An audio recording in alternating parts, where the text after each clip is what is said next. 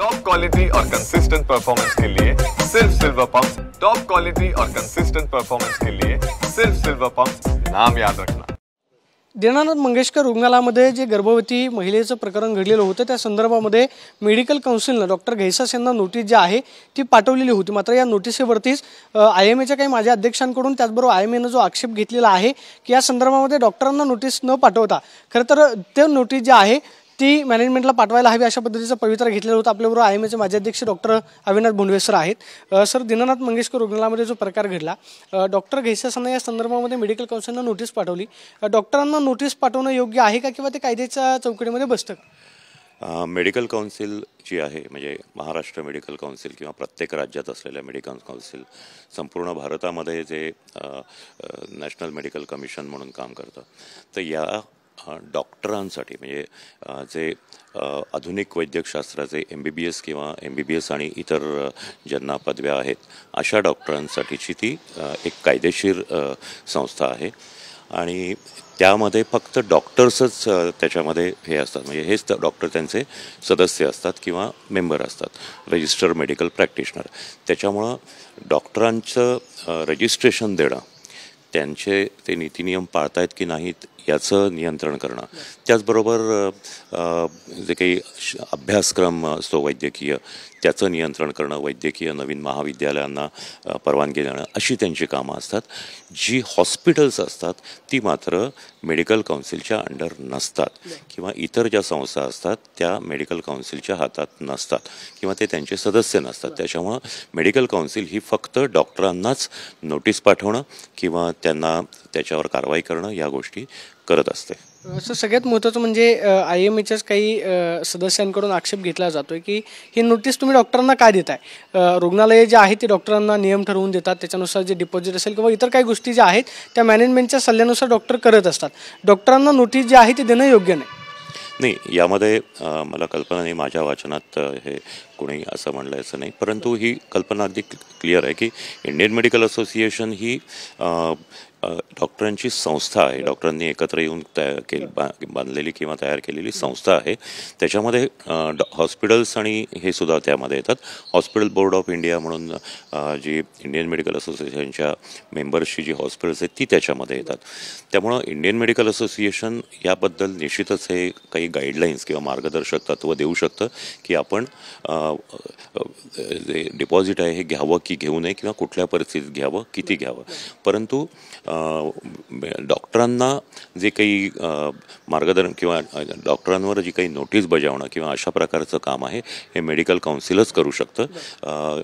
हॉस्पिटल्सना medical council अशा पद्धतीची notice देऊ शकत नाही। मात्र अशी एक चर्चा आहे की तुम्ही मॅनेजमेंटवरती कारवाई करायला हवी आहे, डॉक्टरांवरती का करता? असं काय IMAचं काही मेडिकल काउन्सिल हे हॉस्पिटलवर कारवाई करू शकत नाही। त्यासाठी सरकारी जिथं रजिस्टर असतं प्रत्येक हॉस्पिटल हे स्थानिक स्वराज्य संस्थेकडं बॉम्बे नर्सिंग होम ॲक्टच्या अंडर रजिस्टर करावं लागतं दरवर्षी त्याचं किंवा दर 2 वर्षांनी 3 वर्षांनी पुन्हा त्याचं रिन्युअल करावं लागतं। जे काही कायदे किंवा या बॉम्बे नर्सिंग होम ॲक्टमध्ये त्याचं पालन करावं लागतं। त्याच्यामुळं राज्य शासन किंवा स्थानिक स्वराज्य प्रशासन जे आहे तेच हॉस्पिटल्सवर कारवाई करू शकतात। त्याप्रमाणे आरोग्य खातं किंवा जे काही म्हणजे आता पुण्याचा विचार केला तर पुणे महानगरपालिका अशा प्रकारच्या संस्थाच हॉस्पिटलवर कारवाई करू शकतात। डॉक्टरांवर कारवाई करणं हे स्वतंत्रपणे मेडिकल काउन्सिलचं काम आहे। सर, मात्र डॉक्टर म्हणून तुम्ही या घटनेकडे कसं पाहता? म्हणजे ज्यावेळेस एखादा डॉक्टर एखाद्या रुग्णालयामध्ये काम करत असतो, मॅनेजमेंटच्या सल्ल्यानुसार तो काम करतो, मात्र त्याच्यावरती कारवाई होण्याच्या ऐवजी मॅनेजमेंटच्या सल्ल्यानुसार काम केलंय, त्याच्यामुळे मॅनेजमेंटवरती कारवाई व्हायला हवी की डॉक्टरांवरती? एक डॉक्टर म्हणून तुम्हाला काय वाटतं? हा थोडा वादग्रस्त प्रश्न आहे। डॉक्टर्स हे काम करतच असतात ह्याच्याखाली, परंतु सर्वसाधारणपणे कुठल्याही रुग्णालयामध्ये रुग्णाला डिपॉझिट मागणं किंवा किती डिपॉझिट घ्यायचं हे डॉक्टरांच्या हातात नसतं। हे त्या संस्था ज्या असतात तिथे हॉस्पिटल्स जे असतात त्यांची जी काही नियमावली किंवा त्यांची जी काही मार्गदर्शक तत्त्व असतात त्याप्रमाणे ते त्यांचं कामं करत असतात। त्याच्यामुळे हे प्रशासनाची कामगिरी असते। डॉक्टरांच्या याच्यामध्ये फार तर साधारणतः अपेक्षित खर्च किती होईल याचीच फक्त हे केली जाते। उद्या एखाद्या डॉक्टरने असं सांगितलं की याचं डिपॉझिट घेऊ नका, तरीसुद्धा प्रशासनाचा जर निर्णय असेल तर तो मान्य केला जात नाही. मी हे फक्त या प्रकरणाबद्दल बोलत नाही, इतर प्रकरणांमध्ये अनेकदा असं घडलं की डॉक्टर हे फार काळ असं हे थांबवू शकत नाहीत. परंतु अशी अनेक हॉस्पिटल्स आहेत की जे इमर्जन्सी जे काही पेशंट असतात, तातडीचे रुग्ण असतात, त्यांच्याकडून हे घेत नाहीत. दुसरी यामागची बाजू अशी असते की एखादा रुग्ण आपण जे म्हणतो की इमर्जन्सी पेशंटकडून त्यांच्याकडून डिपॉझिट घेऊ नये, परंतु इमर्जन्सी म्हणजे काय हा एक मोठा प्रश्न आपण विचारात घेतला पाहिजे. कारण कुठल्याही रुग्णाला म्हणजे एखाद्या व्यक्तीला साधं डोकं दुखत असेल, रात्रीच्या वेळेला दुखत असेल, तर त्याच्या दृष्टीने ती इमर्जन्सी असते. लहान मुलांना जर खूप ताप आला, रात्री 2पर्यंत ताप उतरला नाही किंवा खूप ताप असला तरी ते पालकांच्या दृष्टीने इमर्जन्सी असते. पण अशा वेळेला त्या रुग्णाला तपासून मग तो खरोखर त्याला काही असं तातडीचं काही आजार आहे किंवा गंभीर आजार आहे हे शोधून काढून मगच त्याला दाखल केलं जातं आणि मग त्यानंतर डिपॉझिट घेतलं जातं. त्याच्यामुळे सर्वसाधारणपणे इमर्जन्सी आहे की नाही हे जे तपासूनच ठरवता येतं. काही काही हे अगदी ऑब्व्हियस असतं. उदाहरणार्थ एखादा हृदयविकाराचा झटका आलेला रुग्ण असेल तर तो त्याची तपासणी करूनच त्याला हे केलं जातं आणि मगच त्याला डिपॉझिट मागितलं जातं. त्याच्यामुळे सर्वसाधारणपणे हॉस्पिटल्स अशा प्रकारे अत्यवस्थ रुग्णांना किंवा इमर्जन्सी ज्यांना डिपॉझिट मागणं किंवा ठरवणं हे प्रशासन मॅनेजमेंटच काम आहे. डॉक्टर त्याच्यामध्ये हस्तक्षेप करतात. डॉक्टर हे त्यांना ज्यावेळेला मॅनेजमेंटकडून किंवा तिथूनच त्यांना कळतं की असं असं रुग्ण आलेलं, त्यानंतरच ते पेशंट बघत असतात. या सगळ्या प्रकरणामध्ये तुम्ही या सगळ्या प्रकरणाकडे कसं पाहता की म्हणजे डॉक्टरांवरती कारवाई करण्याची मागणी केली जाते, दुसरीकडे प्रशासनावरती कारवाई करण्याची मागणी केली जाते, म्हणजे मेडिकल निग्लिजन्स जो आहे तो कशामध्ये आढळू शकतो? नाही, यामध्ये आपण जर पाहिलं तर मेडिकल नेग्लिजन्स डॉक्टरकडून जो आहे तो आपण उपचार केल्यानंतर असतो. म्हणजे एखाद्या रुग्णाला तपासल्यानंतर तर डॉक्टरनी एखादी गोष्ट करणं आवश्यक आहे अशी गोष्ट केली नाही किंवा एखादी अनावश्यक गोष्ट केली, म्हणजे ह्याला ॲक्ट ऑफ नेग्लिजन्स म्हणतात. म्हणजे ॲक्ट ऑफ कमिशन म्हणजे एखादी गोष्ट केली आणि ॲक्ट ऑफ ऑमिशन एखादी आवश्यक गोष्ट करायची राहून गेली, हे उपचारानंतर घडतं. या बाबतीत इथं उपचारच झालेले नाहीत, त्याच्यामुळं डॉक्टरवर आपण नेग्लिजन्सची कारवाई हे करणं हे याच्यापुढे एक मोठं प्रश्नचिन्ह नक्कीच आहे. काय व्हायला पाहिजे असं तुम्हाला वाटतं? या सगळ्या प्रकरणामध्ये काय कायदेशीर प्रक्रिया होऊ शकते?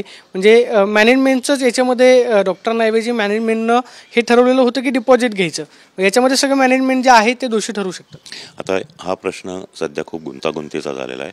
नक्की काय झालं याच्याबद्दल शासनाच्या वेगवेगळ्या कमिटीजनी त्याची सर्व तपासणी केलेली आहे, त्यातमधूनच सत्य खरं येईल.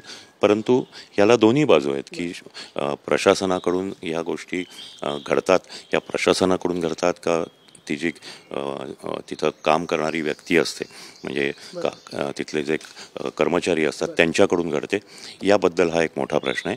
कित्येकदा कर्मचारी थोड्याशा उत्साहाच्या भरात किंवा याच्यामध्ये अशा प्रकारची मागणी करतात आणि रोखून धरतात, हेही अनेकदा लक्षात आलेलं आहे. परंतु तसं मॅनेजमेंटचं हे काम नसतं, पण मॅनेजमेंटने काही अशा क्लिअर गाईडलाईन्स दिलेल्या असतात, त्याप्रमाणेच कर्मचारी काम करत असतात. आता यामध्ये डिपॉझिट मागणं, किती मागणं आणि हा नक्कीच प्रशासनाचा म्हणजे हॉस्पिटलच्या प्रशासनाचा, डॉक्टरांचा त्याच्यामध्ये संबंध नाही, प्रशासनाचा अधिकार असतो. पण ते घेतल्याशिवाय ॲडमिट करू नका अशा प्रकारचा निर्णय आहे की नाही याची कल्पना नाही.